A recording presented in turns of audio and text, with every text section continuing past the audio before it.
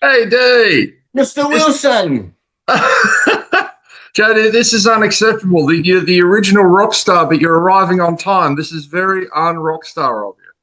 Well, I was gonna let it sweat for a little bit, and I was like, with a name like Tom Wilson, sounds like he could kick some ass, so I better not leave him. Right on, dude. Right on, man. Nice, man. Whereabouts are you at the moment? I'm in Nova Scotia, Canada, brother. Nice. Just Fair enough. chilling. Very, Yeah. very appropriate for a Canadian.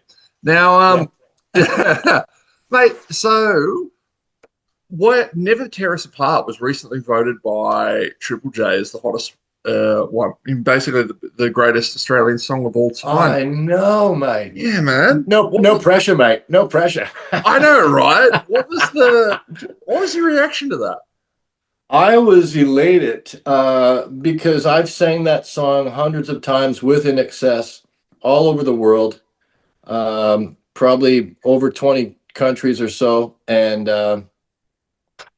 it's one of those songs that if it's in your DNA, when you hear it, I don't care what kind of day you're having, and you're in a crowd of people, that song is going to set you off.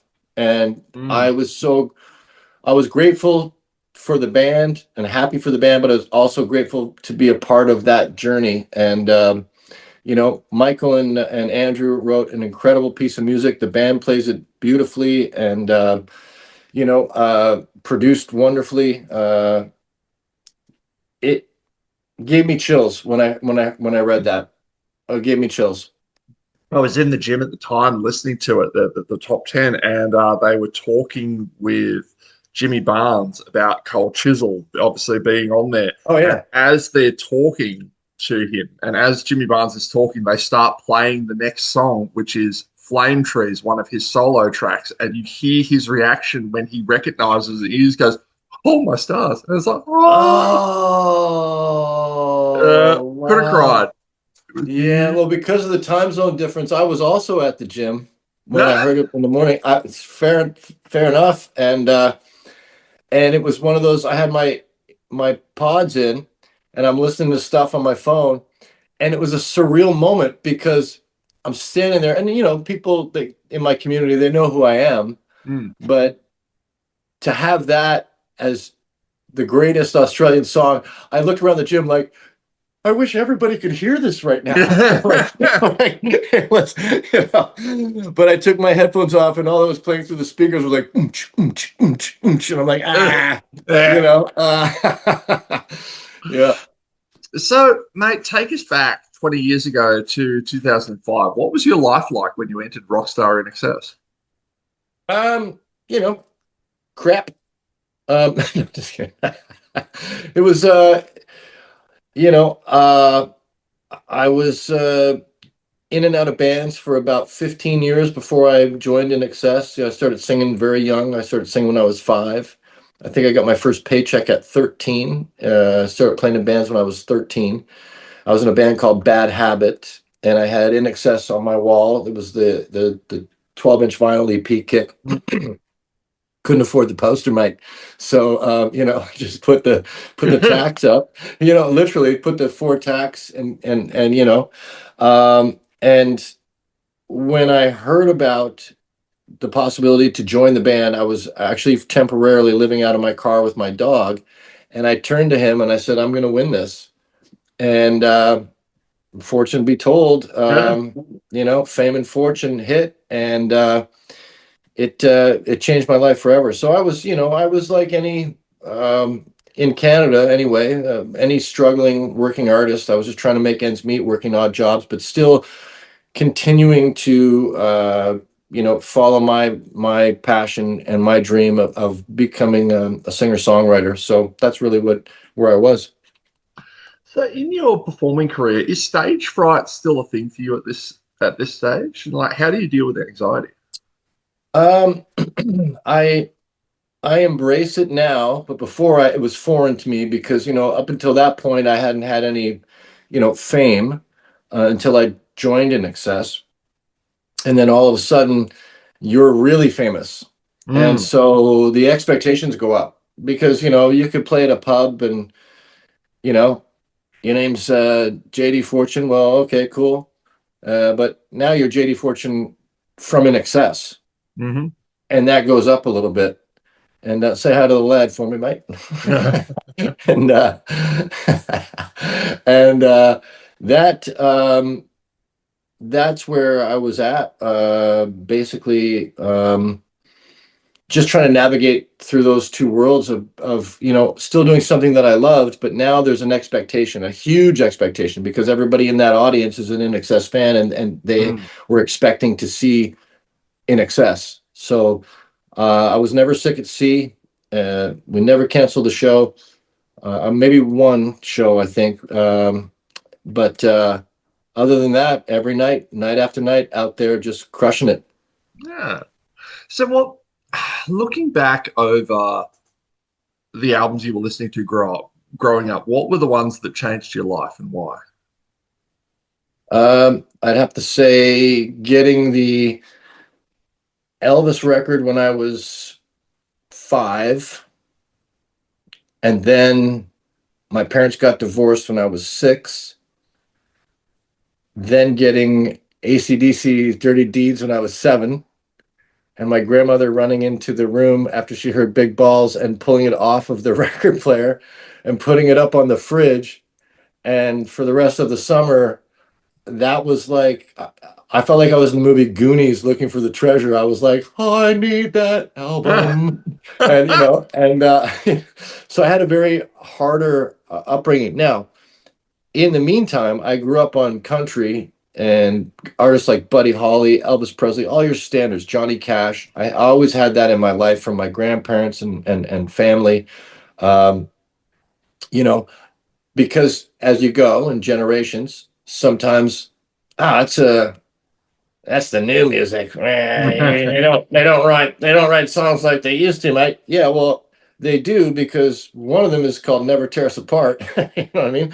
And so once I discovered In Excess at about I think I was about 12, that changed everything. That's when I wanted to be in a band, because everything else was sort of unattainable. Like when you hear Bond singing, you're like, when Bond sings, or even Brian Johnson, who's a friend of mine, there's that's a dynamic, and Michael, it's almost unattainable, and Michael brought it for me down to reality, and you could hear his voice. There wasn't, he sang the same way he spoke. Let's just say that. I was the first singer that I heard that when he was finished, he sounded exact when he was talking to the crowd, like, you want to hear another one? He Mm. sounded exactly the same whereas like AC/DC, Yeah.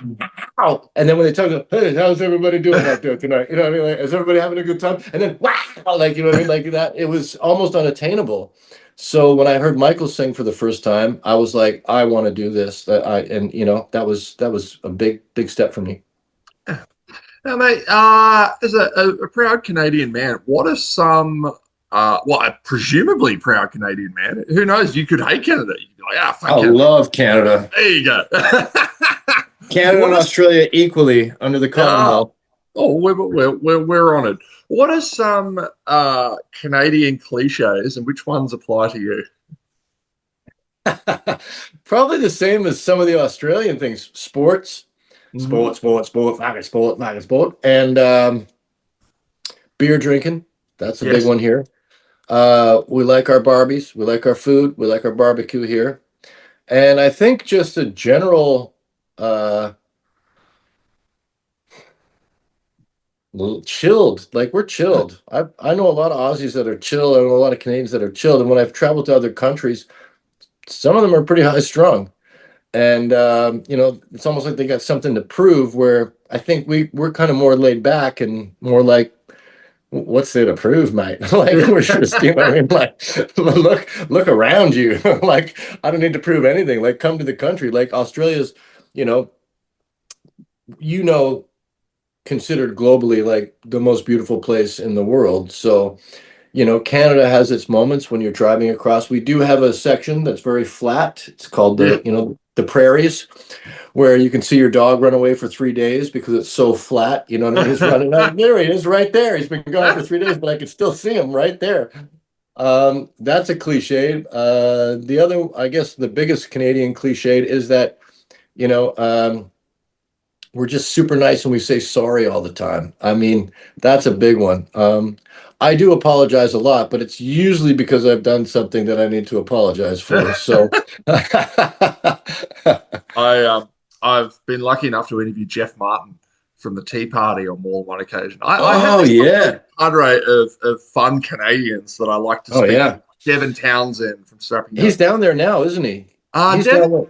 no, Jeff is. Jeff is, yeah, Jeff, yeah. Yeah, Jeff's doing a Neil Young tribute Oh, with, right on. yeah, bless him. Oh, that's awesome.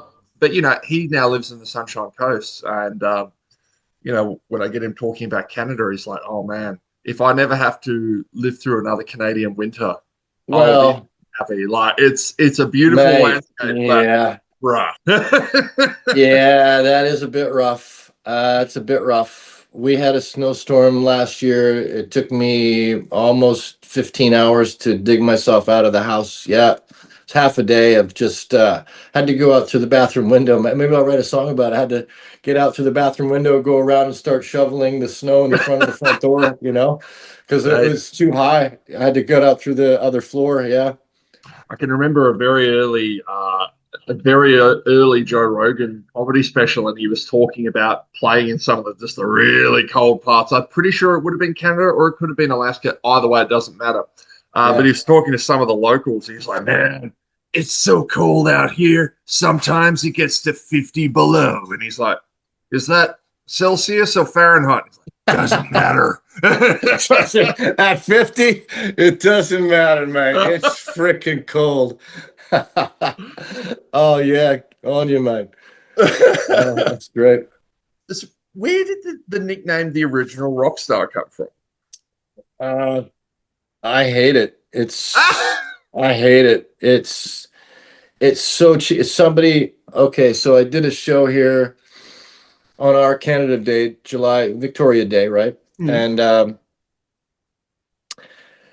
the guy was literally like, he's Canada's original rock star. I'm like, Oh, mate, this is like a 35-year-old guy. I'm like, have you ever heard of the Guess Who or Rush or the Tragically Hip or, you know, so many big Canadian bands that I just felt like it was like, oh, cringe, man.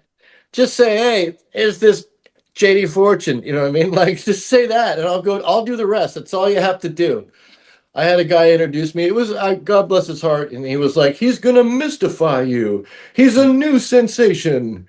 And you're like, oh, please stop doing that. Stop. now I'm gonna have to do something. I'm gonna have to do something. Yeah, I'm the OR. Yeah.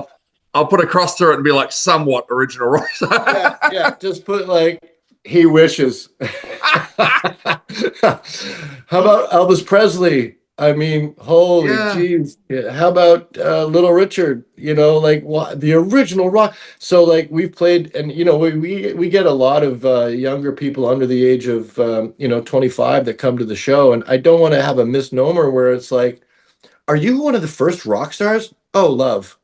No, God bless your heart, but no, Jesus, no. Pardon my language, but Jennifer Lawrence getting interviewed for the Hunger Games. Like, there's never been a woman in an action movie before. Absolutely, exactly that. And they're like, well, let's scroll everything that we know about.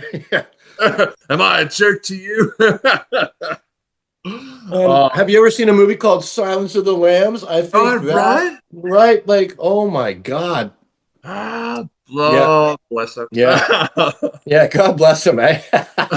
Yeah, but when I hear that, I feel like Jack Nicholson in taking the shot of in Easy Rider, like it just hits me up the spine, and I go, of all the things you could call me, Don't call me that. Like, there's so many things. Even if you make it up, you're like, he's the world's greatest lover. You like, you know what I mean? Like, I'd rather you say that than original rock Well, mate, star. with that press shot of yours, I'll tell you, it'll go well. You'll be, gee whiz, the women won't stand a chance. Yeah.